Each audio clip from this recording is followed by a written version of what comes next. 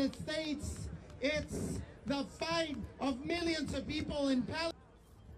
Marco from Red de los Pueblos Transnacionales. There's 10 workers being exploited in Mexico and Central America. We can no longer allow our communities to be plundered to pay for genocide in Palestine and war against the world. We can no longer allow our plans to turn out weapons of mass destruction rather than building hospitals and schools and housing we need.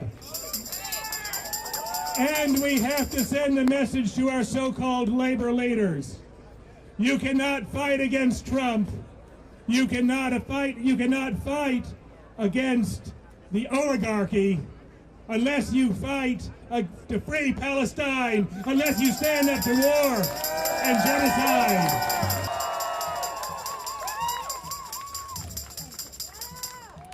Blood and suffering of millions of human beings across the world. We need to fight until we bring this system. 1, 2, 3, 4. 1, 2, 3, 4. They are indigenous communities that have been historically.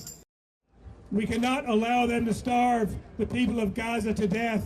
We must use all our power with the workers and unions around the world to break the blockade, to get the food and medicine and water into Gaza, and to get an arms embargo on the racist state of Israel, and to get every single U.S. ship and troop and plane out of the Middle East and every other country.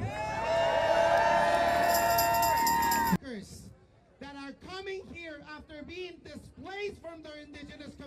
Now, the genocide happening in Palestine did not begin on October 7th of last year. It began 77 years ago when the Nakba, the Holocaust, the dispossession of the people of Palestine began by the Truman administration.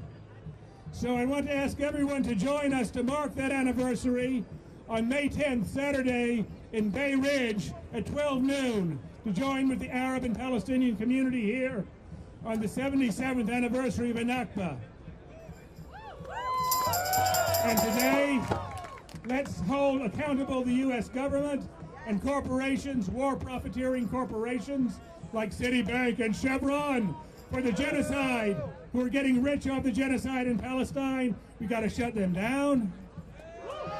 And let us say 2 phrases that our enemies fear most. One is free, free Palestine. Free, free Palestine. And the other is workers and oppressed people of all countries unite. We have nothing to lose but our chains. Not another penny, not another dime, no more money for Israel's crimes.